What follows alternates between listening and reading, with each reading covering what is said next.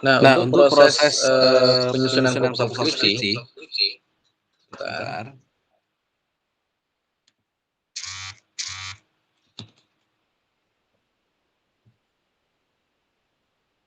Untuk proses-proses nah,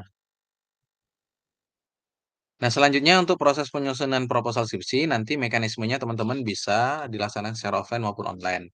Nanti kita pasang target juga, di sini ada timeline UTS. UTS-nya apa, Pak? UTS-nya nanti tidak mengerjakan soal, nanti kita hanya pasang target itu sampai mana kita selesaikan proposalnya. Kalau di sini kita buat sampai dengan tinjauan pustaka. Kapan itu terakhir? Yaitu tanggal 18 Mei. Jadi 18 Mei itu dicatat minimal teman-teman sudah menyelesaikan tinjauan pustaka ya. Sebelum tinjauan pustaka apa? Nanti kita coba bedah struktur isi proposalnya apa saja di situ ada ya. Kemudian setelah UTS ngapain lagi? Yaitu kita lanjutkan penyusunan proposal skripsi sampai dengan periode UAS. UAS itu selesainya 4 Agustus. Nah, maka tanggal 4 Agustus itu pula teman-teman harus sudah maksimal menyelesaikan proposal saudara dan minimal sudah di ACC. Minimal sudah di ACC berarti ada yang mungkin sudah ujian seminar proposal, mungkin bahkan sudah ada yang di kelas itu sebelum berakhir UAS sudah dapat dosen pembimbing skripsi. Nah, bagi kelas kita minimal proposalnya harus sudah minimal ya, sudah di ACC oleh dosen semprop, yaitu oleh saya sendiri dan maksimal tanggal berapa? 4 Agustus. Ini agenda perkuliahan. Selanjutnya ini pengantar. Nah, sebenarnya ini agak kebalik ya, pengantarnya harusnya di awal tadi ya. Tapi saya bedah dulu strukturnya tadi, agenda-agenda perkuliahan yang ngapain saja. Nah, sekarang sudah masuk materi pengantar singkat saja. Nah, kalau diartikan seminar proposal itu sebenarnya ya, seminar proposal itu ujian draft proposal di hadapan dosen dan juga mahasiswa. Tapi di mata kuliah ini, sepakat atau tidak, nanti kita juga akan teknis ya, menyusun proposal itu sendiri. Artinya selama 4 bulan lebih, kita juga akan menyusun proposal, saudara. Walaupun nanti ada sedikit pengulangan lah dari bagian-bagian metopen, tapi 90% kita tidak akan mempelajari tentang teori-teori lagi, lebih kepada penyusunannya saja. Oleh karena itu, target kita adalah sampai di akhir nanti ada seminar proposalnya ujiannya. Maka apa yang masuk dengan makul seminar proposal di kelas ini? Yaitu kegiatan perkuliahan yang dilakukan terkait tentang proses penyusunan dan penyampaian serta pengajuan rencana penelitian sebagai proposal tugas akhir mahasiswa yang dilakukan dengan menyelesaikan draft proposal penelitian yang lengkap sesuai dengan panduan penulisan proposal tugas akhir di PAIUAD. Nah, nanti teman-teman mohon dicari ya, panduan penulisan proposalnya yang di PAI itu ada di mana, silakan nanti dicari, biasanya sebanyak teman-teman yang akan share apa namanya ya, panduan penulisan proposal tugas akhir mahasiswa. Kalau nggak ada nanti akan saya kirim ya. Tujuan seminar ini apa? Tujuan seminar proposal mata kuliah ini proposal penelitian, merumuskan hipotesis kalau ada, ya, kemudian memahami latar belakang penelitian serta mengembangkan atau menyesuaikan metode oleh mahasiswa. Ini pengantar singkat. Nah, selanjutnya ini yang menurut saya cukup penting ya. Cukup penting selain dari proses itu teman-teman harus juga memahami struktur isi dari proposal sesuai dengan target. Mungkin ini akan sedikit membuat teman-teman merubah mindset teman-teman ya, yang selama ini proposal itu cukup mengerikan, tapi sebenarnya tidak. Pertama, target penyelesaian. 2 pekan ini silakan teman-teman bergerilya, mencari dosen pembimbing akademiknya, DPA, dosen walinya, untuk dimintai ACC judul. Jadi teman-teman mengajukan 3 judul alternatif, kemudian nanti di ACC salah satu di antara judul itu oleh DPA, kemudian dari sudah di ACC DPA mengajukan ke Prodi. Nanti Prodi juga akan milih atau memberikan masukan atau catatan atau perbaikan dari beberapa judul itu, tapi biasanya di ACC ada di ACC lah. Prodi biasanya jarang itu tidak meng-ACC judul ya, hanya perubahan-perubahan sedikit ya. Nah, itu di prodi, silakan waktunya hanya 2 pekan saja, teman-teman ya. Kemudian penyusunan proposal skripsi, apa isinya? Nah, ini yang mungkin barangkali merubah mindset teman-teman ya. Proposal itu kadang harus banyak-banyak ya, 50 itu udah jadi skripsi. Padahal proposal itu nggak terlalu banyak ya. Tapi nanti adalah yang mungkin ada yang banyak, ada yang tidak. Tapi menurut saya dengan batas ini juga bisa. Ada latar belakang pertama. Jadi latar belakang, jumlahnya juga nggak perlu panjang-panjang banget ya. Nanti kita akan coba belajar, dalam penyusunannya itu, yaitu 3 sampai 4 halaman saja. Kemudian setelah latar belakang bentar ini kebalik.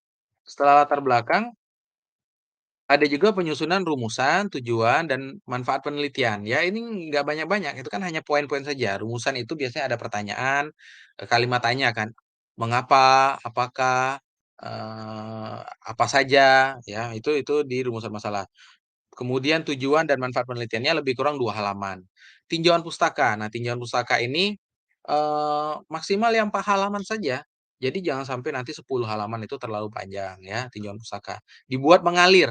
Jadi referensi, penelitian-penelitian terdahulu, ya, jadi tinjauan pustaka itu seperti semacam penelitian terdahulu yang tentang saudara.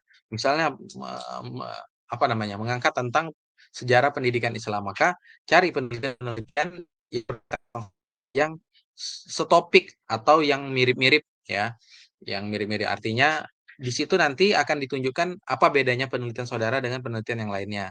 Kemudian selanjutnya ada kerangka teori ya, kerangka teori juga namanya proposal, maka, teori apa yang saudara tawarkan yang akan digunakan dalam proposal saudara. Ya maksimal 5 halaman saja, nggak usah panjang-panjang. Nah, selanjutnya masuk setelah kerangka teori, masuk ke metode penelitian. Nah, metode penelitian mungkin ini bisa 3 atau 4 halaman lah ya. Artinya kalau yang lain itu bisa dikurang-kurang, yang ini mungkin bisa ditambah sedikit ya. Artinya metode penelitian juga harus clear. Apakah penelitian saudara ini kuantitatif, kualitatif, mix, atau justru menggunakan metode penelitian yang sifatnya R&D ya, atau literatur, library research ya. Nah, jadi literatur review misalnya, silakan nanti diperjelas dan di-clear-kan di situ. Nanti isi metode penelitian apa saja, nah biasanya kan di kelas Metopen sudah dijelaskan itu. Biasanya ada jenis penelitian, pendekatan penelitian, sumber data, kemudian teknik pengumpulan data, teknik analisis data, dan apa namanya, teknik penyajian data dan beberapa hal yang lainnya. Nah, prosedur-prosedur itu nanti harus tertuang dan clear ya. Nah, saya prediksi ya mungkin 3 sampai 4 halaman lah dalam proposal itu bisa selesai. Sistematika pembahasan ya bisa 1 sampai 2 halaman. Kalau praktis semuanya ditotal-totalin, artinya proposal itu bisa hanya 20 halaman saja, nggak sampai harus sampai 50 halaman. Jadi sedikit itu bisa selesai, kenapa banyak-banyak halamannya nggak selesai-selesai. Logikanya begitu ya. Nah, selanjutnya langkah berikutnya, target penyelesaiannya itu pengecekan akhir proposal skripsi, kalau proposal sudah selesai, pengecekan akhir ini ya tadi dari tata bahasa, kesesuaian, numbering, kemudian footnote-nya, layout-nya, termasuk adalah cek plagiasi. Jangan sampai nanti lanjut sudah proposal kemudian skripsi nggak selesai-selesai skripsinya gara-gara cek plagiasi. Soalnya ada bimbingan saya itu sudah 6 bulan, sudah di-ACC skripsinya bukan proposalnya lagi, skripsinya itu belum maju-maju ujian gara-gara, terbentur beberapa hal yaitu terkait tentang cek plagiasi ya.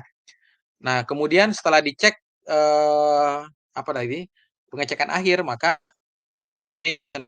proposal saya akan memberikan ACC kalau memang sudah sesuai. Kemudian selanjutnya seminar proposal. Capture poin-poin dari isi struktur proposal skripsi, sambil teman-teman meng-compare dengan buku panduan, tetap harus ada pakai buku panduan skripsi. Buku panduan skripsi yang mana? Yang FAI, jangan pakai yang UIN, jangan pakai yang fakultas lain, jangan pakai yang kampus lain ya. Nah, jadi, kampus masing-masing punya otoritas masing-masing untuk style penelitian seperti apa. Kemudian selanjutnya, nah ini slide terakhir ya, eee slide terakhir, bentar.